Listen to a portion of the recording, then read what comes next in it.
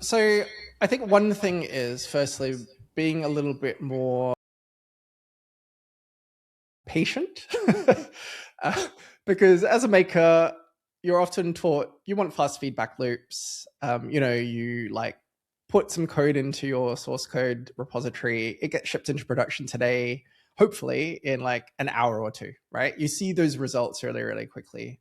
But I think this is one of the struggles for leaders or multipliers is those feedback loops are a lot longer, right? And so I think you have to be a lot more patient. So one thing that I would, for instance, look at is ask yourself, how is your team performing today or this week?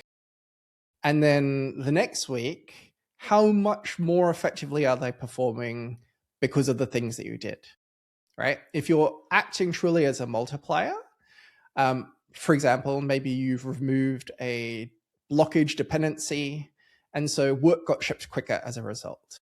Or maybe you helped deal with a technical decision with another team, and so they could actually complete some more impactful work in the same amount of time.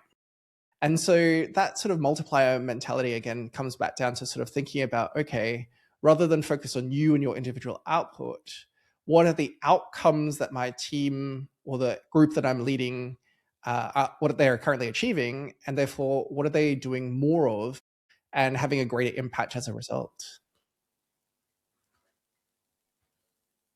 I can obviously maybe think about I run a very small recruitment company. I'm in meetings a lot of the time, and I can sometimes just float from week to week thinking, what have I actually done? What have I achieved today? So, if I'm an engineer and I've then all of a sudden I'm in all of these meetings and it comes to the end of the week, how do they even start to measure maybe some of the impacts? Is there a coping mechanism? Is there something that, like a system that you've created that helps to maybe measure some of these like multiplier like effects? I haven't created like a system as such, but I have a couple of questions I like to ask people, right?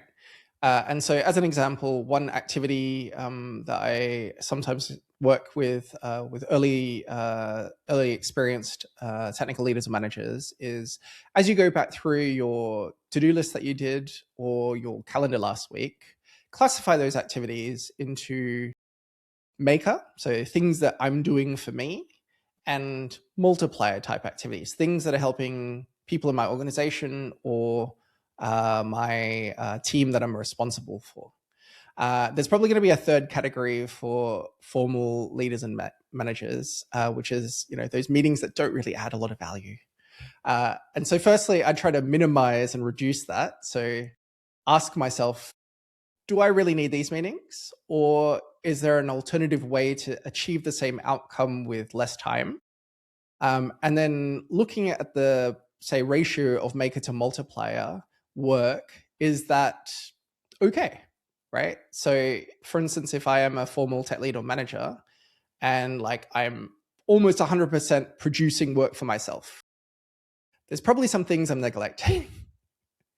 If I'm a manager, I should be doing some multiplier work.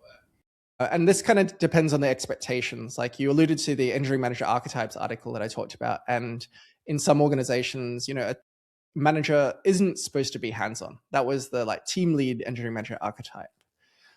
Whereas if you are a tech lead engineering manager archetype, you're kind of half maker, half multiplier. And so some of your week should probably be about still making to a certain degree, because you're expected to be doing that as well. And so that's a simple heuristic, which is to go back through your to-do list, go back through your calendar, classify your activities into three categories. Like, are they making things? Are they multiplier activities? Or are they effectively organizational waste or bureaucracy? And what can I do to reduce that?